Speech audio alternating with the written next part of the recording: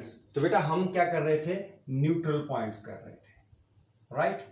तो neutral points क्या होते हैं, न्यूट्रल पॉइंट्स के बारे में हम बात कर रहे थे। तो न्यूट्रल पॉइंट्स क्या होते हैं, neutral points the points where net magnetic field due to a bar magnet and earth is zero. आपको पता कि अर्थ की भी मैग्नेटिक फील्ड होती है, राइट, अर्थ की भी मैग्नेटिक फील्ड होगी, उधर जो आपने मैग्नेट लिया उसकी भी मैग्नेटिक फील्ड होगी, ठीक है, दोनों की होगी, मैग्नेट की भी होगी मैग्नेटिक फील्ड और अर्थ की भी होगी, राइट। तो जब हम कोई भी मैग्नेट रखते हैं, राइट, मान लो हम जो अर्थ के जो नॉर्थ पोल है, साउथ पोल है, या हमने कोई मैग्नेटिक एक्सिस बनाई हुई है, राइट, नॉर्थ साउथ डायरेक्शन है, अगर हमारे पास मान लो ये मैग्नेट है, सपोज करो ये मैग्नेट है, ठीक है, ये इसका नॉर्थ पोल है, ये इसका साउथ पोल। आपको पता है कि नॉर्थ से मैग्नेटिक फील्ड लाइंस निकलेंगी साउथ में, नॉर्थ से निकलेंगी साउथ में, नॉर्थ से निकलेंगी साउथ में जाएंगी, नॉर्थ से निकलेंगी ऐसे डायरेक्शन जाएगी इसकी, ठीक है, क्लियर, ये अंदर एंटर कर जाएगी, ऐसे ऐसे होता है, वैसे ही बनेगा, ऐसे बहुत सारी लाइंस आपके पास बनेगी, ठीक है, ऐसे बहुत सारी लाइंस हैं, बहुत बहुत ये एंटर करती जाएंगी।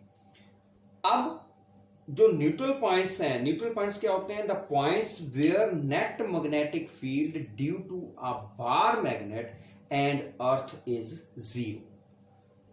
वहां पर नेट मैग्नेटिक फील्ड जो है due to a bar magnet और अर्थ क्या होगी, जीरो। बार मैग्नेट की भी मैग्नेटिक फील्ड होगी, अर्थ की भी मैग्नेटिक फील्ड है, ठीक है।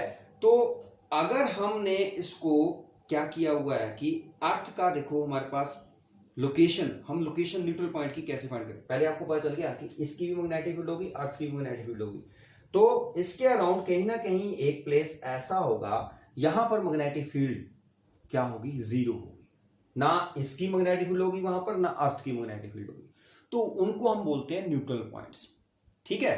तो लोकेशन ऑफ न्यूट्रल पॉइंट्स कैसे करेंगे, जब हमारा नॉर्थ पोल बार मैग्नेट का towards north of the earth होता है, मान लो ये हमारे पास यही डायग्राम हम यूज कर लेते हैं, ये लो ऐसे बना लेते हैं, ये है हमारी नॉर्थ ऑफ अर्थ, तो ये क्या होगा, साउथ,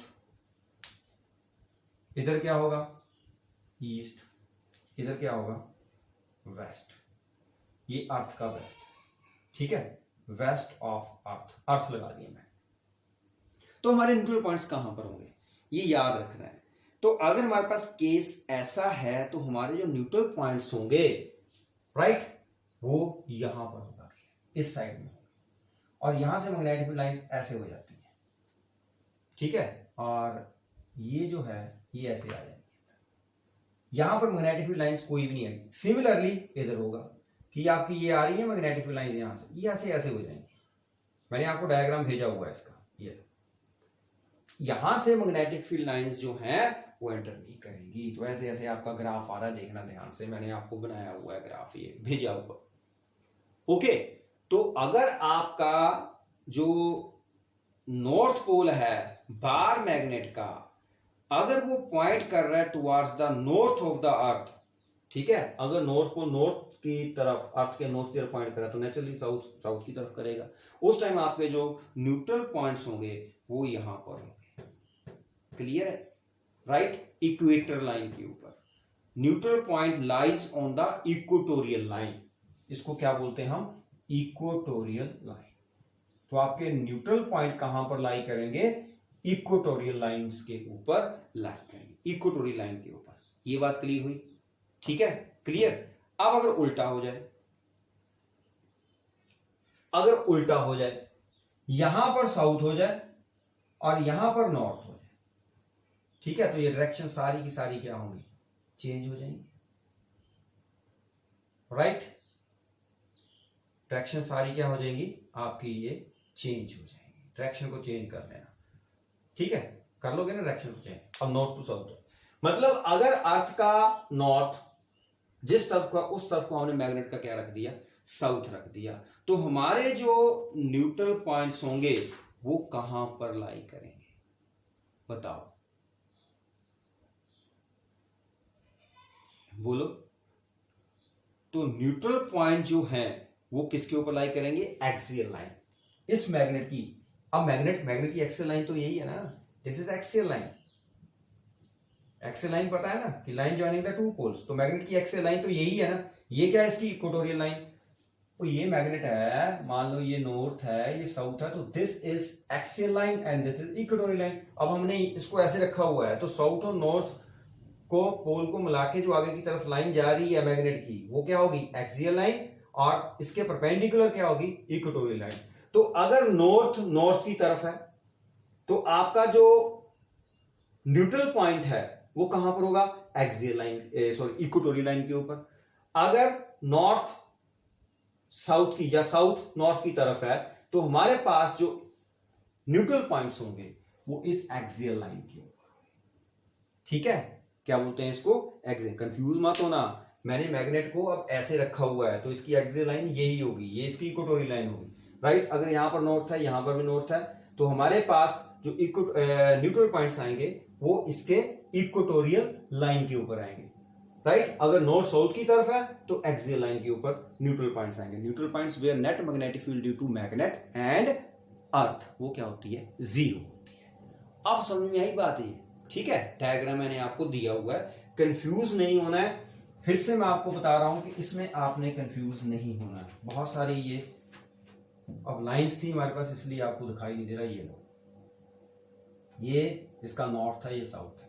इधर अर्थ का क्या है, मान लो नॉर्थ है, नॉर्थ ही है ना इधर, बोलो नॉर्थ ऑफ अर्थ। इधर क्या है, साउथ ऑफ अर्थ। इधर आपको पता है क्या है, ठीक है।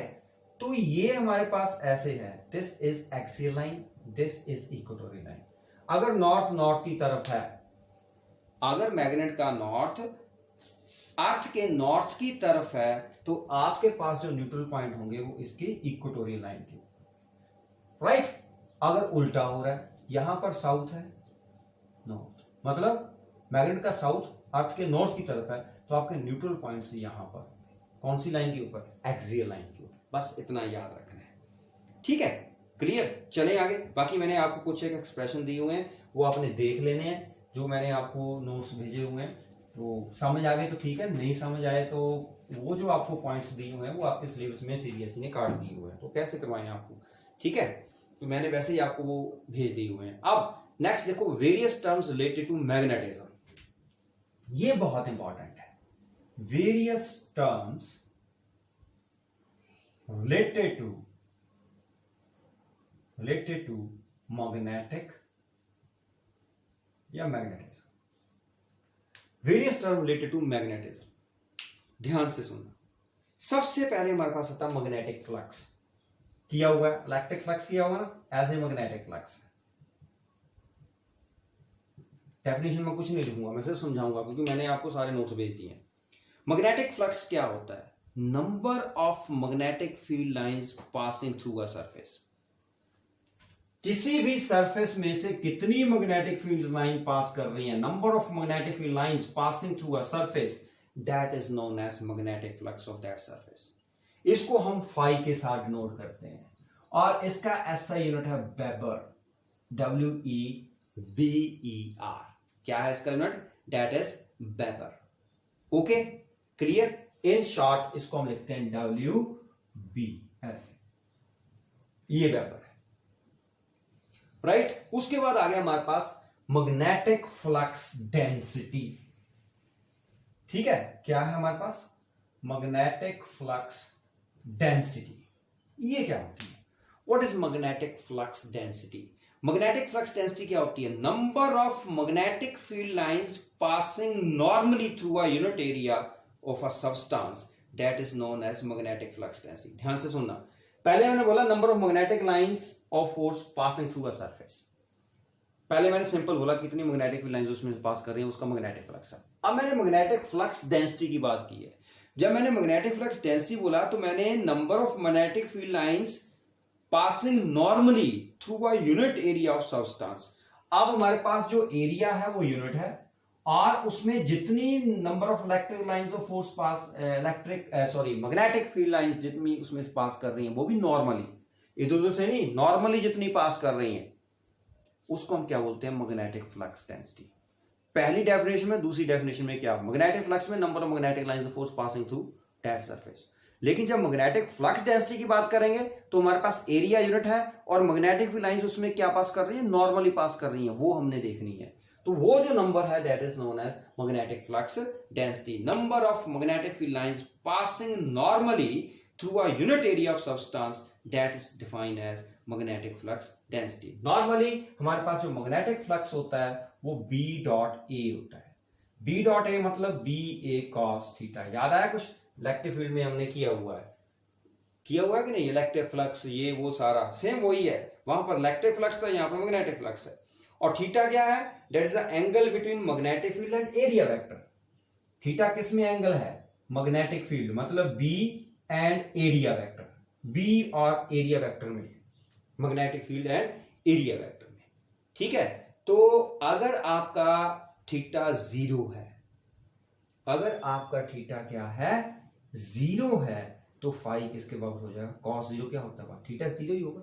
जिस तरफ को मैग्नेटिक फील्ड है, राइट, तो एरिया वेक्टर भी उसी तरफ को होगा। यही है, ये हमारे पास है, ये एरिया वेक्टर है, एरिया वेक्टर है। समझ आ गई? इलेक्ट्रिक फ्लक्स में मैंने बताया था, वही यहाँ पर यूज हो रहा है कि ये हमारा एरिया वेक्टर है, इसी तरफ को मैग्नेटिक फील्ड जा रही है, तो एंगल कितना हुआ? 0 ही हुआ। इस सरफेस के नॉर्मली तो ऐसे ही पास करेंगी, ये सरफेस के नॉर्मली ऐसे तो ना पास करेंगे, ऊपर ऐसे ही नॉर्मली पास करेंगे, इधर से ही पास करेंगी, तो ये इसका एरिया वेक्टर है। तो इसका मतलब मैग्नेटिक फील्ड लाइंस ऐसे पास कर रही है और एरिया वेक्टर इधर को है, तो दोनों क्या है? एंगल कितना है? 0 डिग्री। तो एंगल 0 डिग्री है, तो हमारे पास क्या हुआ? समझ लगी? वो मैग्नेटिक फ्लक्स डेंसिटी बन गया। मैग्नेटिक फ्लक्स डेंसिटी जो है उसका यूनिट जो होता है टेस्ला होता है, या weber per metre square. Tesla ये याद रखना है, वेबर पर मीटर स्क्वायर। ठीक है, क्लियर है? वेबर पर मीटर स्क्वायर, ये मैग्नेटिक फ्लक्स डेंसिटी का यूनिट है। टेस्ला, ये टेस्ला और weber per metre square. Got it? छोटी सी डेफिनेशन है, क्लियर? और गॉस और टेस्ला में आपको पता है कि 1 गॉस जो होता है वो 10⁻⁻⁴ टेस्ला के बराबर होता है। ठीक है, क्लियर है? सीजीएस सिस्टम में मैग्नेटिक फील्ड का यूनिट मैंने गॉस बताया था, और अब एसआई में क्या बताया? टेस्ला। तो दोनों में रिलेशन ये आपने किया हुआ है। उसके बाद आ गया मैग्नेटाइजेशन और इंटेंसिटी ऑफ मैग्नेटिक फील्ड। तीसरी डेफिनेशन आ गई हमारे पास, मैग्नेटाइजेशन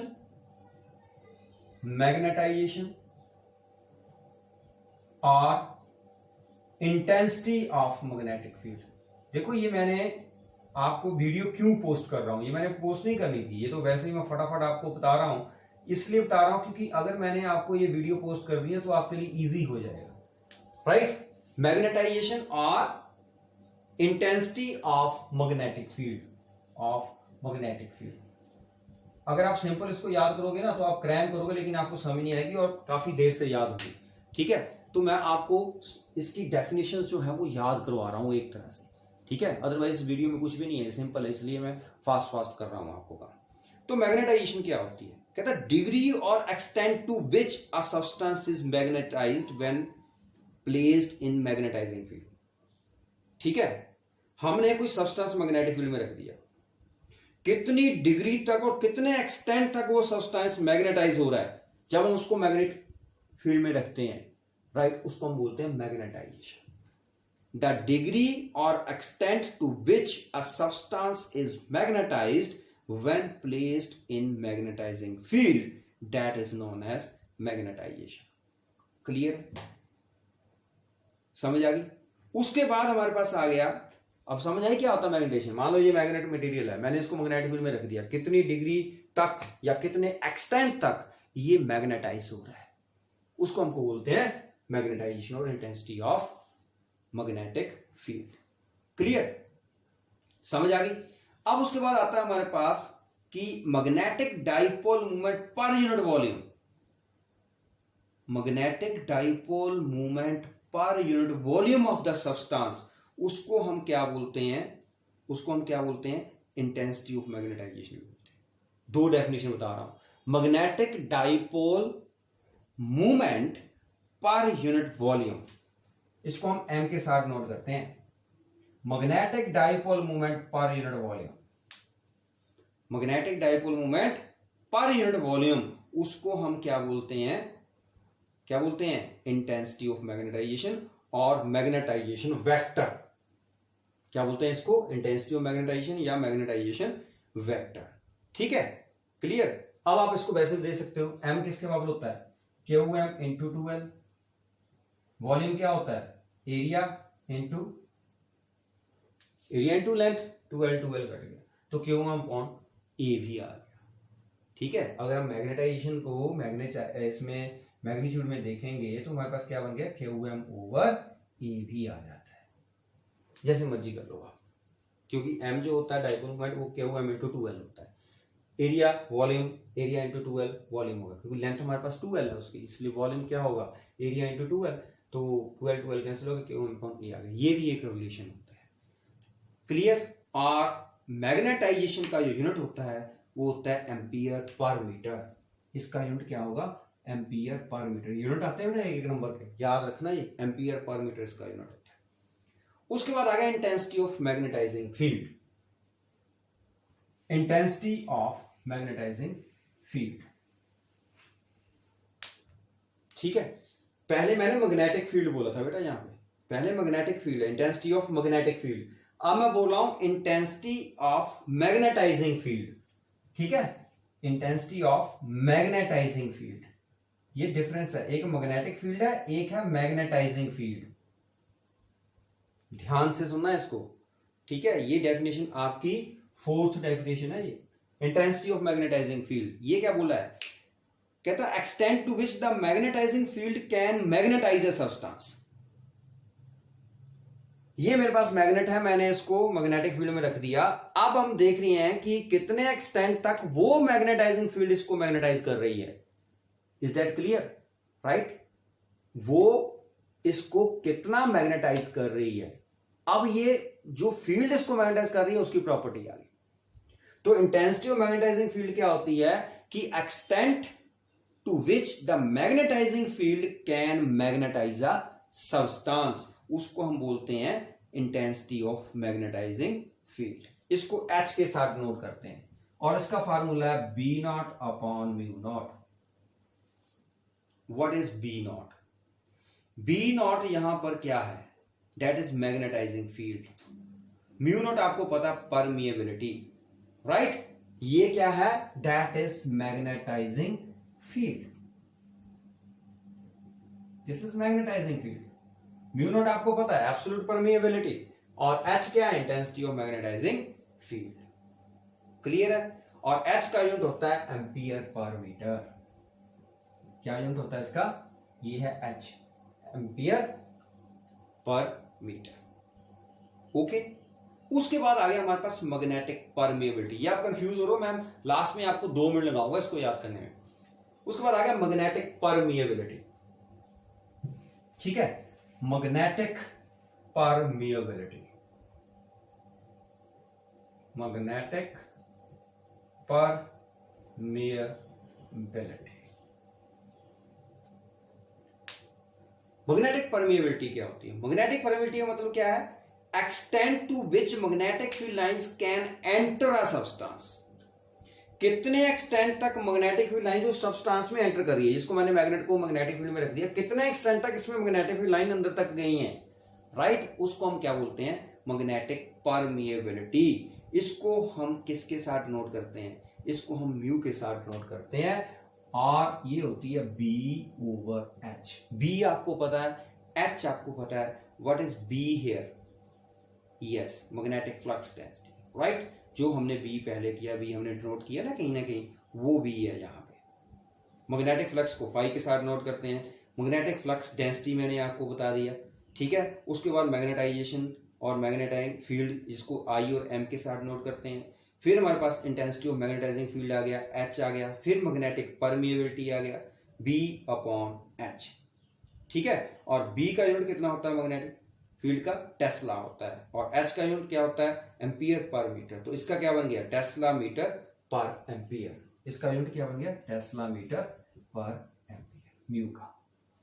क्योंकि इसका टेस्ला होता है, इसका क्या होता है, एम्पियर पर मीटर। तो क्या बन गया, टेस्ला मीटर पर एम्पियर। ओके। उसके बाद आ गया relative magnetic permeability. Relative magnetic permeability. ये क्या होती है? रिलेटिव मतलब इसके रिलेशन में होगी, तो हमने उसको म्यू आर के साथ नोट किया हुआ है, राइट। ये होती है B/B0। रिलेटिव परमिएबिलिटी क्या होती है? The ratio of flux density to the flux density in vacuum. Ratio of the flux density inside the material. ये है flux density inside the material, ये है flux density कहां पर? In vacuum. This is flux density मतलब magnetic field in the material over flux density in vacuum। ठीक है, एक फ्लक्स डेंसिटी है मटेरियल में, एक क्या है? वैक्यूम में है। उनकी रेशियो जो है वो हमारे पास क्या होती है? Relative magnetic permeability. अब बी किसके बराबर होता है? यहां पर ध्यान से देखना, म्यू आर, बी होता है म्यू एच के बराबर। बी नॉट किसके बराबर होता है? म्यू नॉट एच के बराबर। एच और एच कैंसिल हो गया, हमारे पास क्या रहेगा? Mu upon mu naught. So mu that is equal to mu naught mu r. ये रिलेशन भी हमारे पास आ जाता है। ठीक है, क्लियर। और म्यू आर जो होता है इसकी कोई डिमेंशन नहीं होती, इट इज डिमेंशनलेस। समझ आ गई? अब लास्ट डेफिनेशन हमारे पास क्या है? That is magnetic susceptibility. ये सारी डेफिनेशन मैं आपको बताऊंगा, 1 मिनट में याद करा दूंगा। Magnetic susceptibility, magnetic susceptibility. Susceptibility क्या होती है? ध्यान से सुनना। It is the property of a substance which shows how easily the substance can be magnetised when placed in the magnetic field. मैंने इसको मैग्नेटिक फील्ड में रख दिया, कितनी इजिली ये मैग्नेटाइज हो रहा है। How easily a substance can be magnetised when placed in the magnetic field या मैग्नेटाइजिंग फील्ड, तो इसको हम क्या बोलते हैं? मैग्नेटिक ससेप्टिबिलिटी को जाई एम के साथ नोट करते हैं ऐसे। किसके साथ? जाई एम के साथ। तो ये होती है m अपॉन एच के बराबर। m आपको पता है, h आपको पता है। What is m here? m क्या है? मैग्नेटाइजेशन। और h क्या है? Intensity of magnetizing field. What is h here? Intensity of magnetizing field. Got it? Clear? तो हम 2 मिनट लगाएंगे इसको याद करने के लिए, जितनी भी मैंने डेफिनेशन आपको बताई। फिर उसके बाद हमने एक रिलेशन करना है। वो रिलेशन जो है वो बहुत ज्यादा इंपॉर्टेंट है, relation between magnetic permeability and magnetic susceptibility. ठीक है, क्लियर? उससे पहले हमने क्या करना है? डेफिनेशन याद करनी है। तो सबसे पहले ध्यान से देखो, हमारे पास क्या आ गया? Magnetic flux. क्या आ गया हमारे पास? Magnetic flux. फिर सेकंड डेफिनेशन क्या आई? Magnetic flux density. Magnetic flux density. उसके बाद थर्ड पॉइंट के ऊपर हमारे पास क्या आ गया? Intensity of magnetizing field, sorry क्या बोलते हैं? मैग्नेटाइजेशन। मैग्नेटाइजेशन। फिर आ गया कौन सा? Magnetization vector. Magnetization vector. ठीक, उसके बाद आ गया हमारे पास that is intensity of magnetizing field। intensity of magnetizing field। Okay, उसके बाद 6th पॉइंट हमारे पास आ गया मैग्नेटिक परमिएबिलिटी। Magnetic permeability. उसके बाद आ गया 7th point, that is relative magnetic permeability। relative magnetic permeability। 8th point हमारे पास क्या था? magnetic susceptibility। SUSCEPTI susceptibility। Okay, अब ध्यान से सुनना।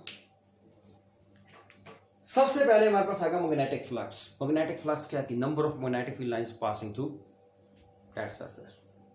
ओके, क्लियर, समझ आ गई? वो मैग्नेटिक फ्लक्स, ये तो सिंपल है। उसके बाद आएगा मैग्नेटिक फ्लक्स डेंसिटी। इसमें हमने क्या किया, इसमें हमारे पास क्या है कि यूनिट एरिया है और परपेंडिकुलर हम देख रहे हैं, number of magnetic field lines passing normally through a unit area of substance. अब हमने सबस्टेंस यूनिट एरिया, पहले हमने सिंपल ही सबस्टेंस लिया मान लो, जिसमें जितनी magnetic lines of force pass की, दैट इज मैग्नेटिक फ्लक्स। फिर हमने क्या किया, फिर हमने देखा कि इस सरफेस से कितना नॉर्मल यूनिट सरफेस लिया और नॉर्मली कितनी मैग्नेटिक फील्ड लाइंस यहां से पास कर रही हैं, वो इसका क्या होगा, मैग्नेटिक फ्लक्स डेंसिटी। फिर आ गया मैग्नेटाइजेशन।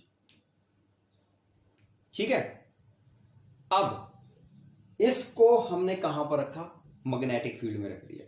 कितनी डिग्री तक ये सब्सटेंस मैग्नेटाइज हो रहा है जब हम इसको मैग्नेटिक फील्ड में रख रहे हैं, समझ आ गई? कितनी डिग्री तक ये मैग्नेटाइज हो रहा है, राइट? जब हम इसको किस में रखते हैं, मैग्नेटिक फील्ड में रखते हैं।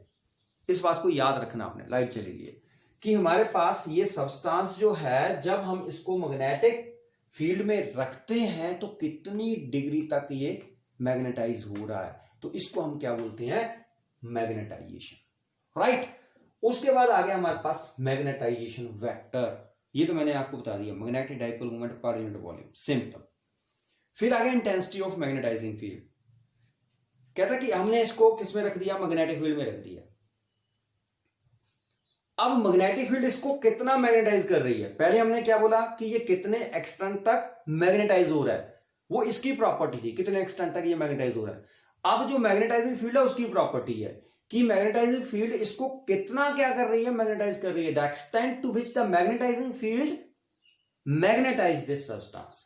Is that clear? पहले हमारे पास जो था मैग्नेटाइजेशन में, वो प्रॉपर्टी थी इसकी कि कितनी डिग्री तक ये मैग्नेटाइज हो रहा है। अब कितनी डिग्री तक इसको मैग्नेटाइजिंग फील्ड, जो मैग्नेटिक फील्ड है, कितना इसको मैग्नेटाइज कर रही है, राइट? क्लियर? जैसे मान लो स्टूडेंट है, स्टूडेंट क्लास में बैठा हुआ है, राइट? उसको कितना, वो कितना समझ रहा है, पहली बार वो कितना समझ रहा है, राइट? वो उसकी मैग्नेटाइजेशन होगी। अब हम उसको कितना समझा पा रहे हैं, वो हमारी बन गई, दैट इज मैग्नेटाइजिंग फील्ड। मतलब ये सब्सटेंस जो है, अगर आप इसको मैग्नेटिक फील्ड में रखते हो, राइट, तो कितनी डिग्री तक ये मैग्नेटाइज हो रहा है, तो मैग्नेटाइजेशन होगी। और कितनी डिग्री तक इसको मैग्नेटाइज कर रही है मैग्नेटिक फील्ड, वो क्या है, intensity of magnetizing field. Is that clear? उसके बाद magnetic permeability, the extent to which magnetic field lines can enter. मतलब हम स्टूडेंट को बोल रहे हैं और कितने एक्सटेंट तक वो बात उसके दिमाग के अंदर जा रही है, राइट? कि हम बोल रहे हैं, हम उसको पढ़ा रहे हैं, कितने एक्सटेंट तक वो बात जो है उसके माइंड में जा रही है। The extent to which magnetizing field, sorry, magnetic field lines can enter a substance, कितने एक्सटेंट तक वो जा रही है मैग्नेटाइजिंग, मतलब हम बोल रहे हैं ना, कितने एक्सटेंट तक उसके माइंड में जा रही है, वो क्या है, दैट इज मैग्नेटिक परमिएबिलिटी। समझ आ गई? अब मैग्नेटिक ससेप्टिबिलिटी, अब फिर भी इसकी प्रॉपर्टी आ गई, ये कितनी इजीली ये मैग्नेटाइज हो रहा है। मतलब कई स्टूडेंट क्या है कि हमने उसको पढ़ाया, उसको समझ आ गया, कितनी इजीली वो समझ गया। कईयों को थप्पड़ मार मार के बार बार, है ना, आप जैसे जितनी मर्जी बोली जाओ, थप्पड़ मारी जाओ, उनको मारी जाओ, गालियां निकाली जाओ, फिर भी नहीं पढ़ेंगे, राइट? तो इसका मतलब उनकी ससेप्टिबिलिटी क्या है, कम है। और कई बच्चे ऐसे हैं जिनको हमने क्या किया, बताया कि कितनी इजीली वो क्या कर रहे हैं, उसको समझ रहे हैं, तो वो क्या है, उनकी ससेप्टिबिलिटी है, राइट? कितनी इजीली हमारे पास जो मैग्नेट है वो क्या हो रहा है, मैग्नेटाइज हो रहा है, right? How easily the substance can be magnetized when placed in the magnetizing field. आप समझ में आएगी सारी डेफिनेशन, ठीक है? तो मैंने आपको आपकी प्रॉपर्टी बता दी कि अगर आप बहुत जल्दी समझ रहे हैं तो क्या होगा, इसका मतलब आपकी ससेप्टिबिलिटी ज्यादा है। हाउ इजीली, मतलब जितनी इजीली आप करोगे उतनी ससेप्टिबिलिटी आपकी क्या होगी, ज्यादा होगी। तो वीडियो को बार बार देखना, आपको समझ आ जाएगा। अब बेटा लाइट चली गई है, लेकिन फिर भी मैं कोशिश करूंगा कि आपका जो रिलेशन है वो खत्म हो जाए, क्योंकि उसके बाद फिर मेरा चैप्टर खत्म हो जाएगा, ठीक है? थोड़ा सा फिर रह गया काम खराब हो जाएगा, तो ध्यान से देख लेना वीडियो, थोड़ी सी आपको ये डिम नजर आएगी सारी की सारी। तो हम करेंगे relation between magnetic permeability and magnetic susceptibility. Magnetic permeability and magnetic susceptibility. ये रिलेशन बहुत इंपॉर्टेंट है, इसलिए मैं आपको करा रहा हूं। Relation between magnetic permeability and magnetic susceptibility. ये रिलेशन बड़े ध्यान से करना आपने, ठीक है, नोट कर लिया आपने, magnetic permeability and magnetic susceptibility, right, clear, बिल्कुल ध्यान से करना है इसको। हमारे पास एक सोलेनॉइड है, ठीक है, क्या है हमारे पास, एक सोलेनॉइड है। Magnetic field in a solenoid having material core, मतलब चलो ये समझ आ गया, मैं समझाता हूं आपको ऐसा नहीं समझ आएगा। मेरे पास ये एक सोलेनॉइड है, ठीक है, करंट कैरिंग सोलेनॉइड है। फिर इसी सोलेनॉइड में मैंने मैग्नेटिक मटेरियल जो है, मान लो आयरन कोर है, कोई भी है, वो मैंने लगा दिया। अब समझ में आई बात। मेरे पास एक सोलेनॉइड है, राइट, तो हमारे पास जो टोटल मैग्नेटिक फील्ड होगी इस सोलेनॉइड में, देखो ये करंट है आई, इसमें से आई बाहर निकल रहा है, तो आई जा रहा है, आई सेम सोलेनॉइड है, ठीक है। तो टोटल मैग्नेट, पहले जो सोलेनॉइड थी, सोलेनॉइड में हमारे पास मैग्नेटिक फील्ड कितनी होती है, म्यू नॉट एन आई। ये तो किया हो, बताने की जरूरत नहीं है, म्यू नॉट क्या है, एन क्या है, आई क्या है, ये तो आपको पता है। तो ये है मैग्नेटिक फील्ड किसमें, सोलेनॉइड में, ठीक है। अब जब हमने इसमें क्या कर दिया, कोई ना कोई मटेरियल कोर हमने क्या कर दिया, material core having non zero magnetizing field.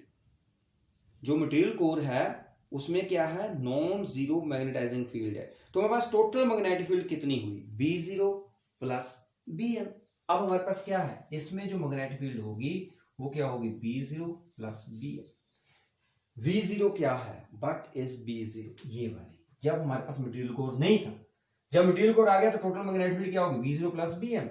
एक तो इसके कारण होगी, दूसरा ये भी मटेरियल मैग्नेटाइज हो रहा है तो इसके कारण भी क्या होगी, मैग्नेटिक फील्ड होगी। ओके, अब magnetic field in a solenoid, solenoid के अंदर जो मैग्नेटिक फील्ड होगी that is sum of magnetic field in vacuum and the magnetic field due to material core, right. ये है जब कुछ भी नहीं था, ये क्या है जब मटेरियल कोर है। तो टोटल हमने क्या देखना है, B0 प्लस BM ही होगा। तो हमारे पास जो B है that is equal to B0 plus BM। Okay, अब B0 किसके बराबर है, हमने पहले निकाला था अभी, BM म्यू नॉट H के बराबर। तो BM किसके बराबर होगा, म्यू 0M। ये हमने अभी रिलेशन की है ना, पहले हमने रिलेशन किए थे पीछे, अभी जो मैंने आपको डेफिनेशन बताई वहां पर बताया था कि ये ऐसे होता है, ये ऐसे होता है। तो B0 किसके बराबर होगा, म्यू नॉट H, और BM किसके बराबर होगा, म्यू 0M के बराबर। यहां से म्यू 0 को बाहर निकालो, H प्लस M, H और M आपको पता है, अभी मैंने बताया पीछे, right, clear. Dividing both sides by H, divide कर दो, divide both sides by H, H को H से डिवाइड कर दो। H क्या है पता ना, मैंने कुछ नहीं बताना क्योंकि मैंने बता दिया हुआ सारा कुछ, H प्लस M, ठीक। तो B अपॉन H किसके बराबर होता है, ये म्यू के बराबर किया हुआ है। B अपॉन H किसके बराबर होता है, म्यू के बराबर। म्यू 0 को बाहर रखो, H को अंदर ले गए, तो यहां पर 1 बन गया, यहां पर क्या बन गया, M अपॉन H।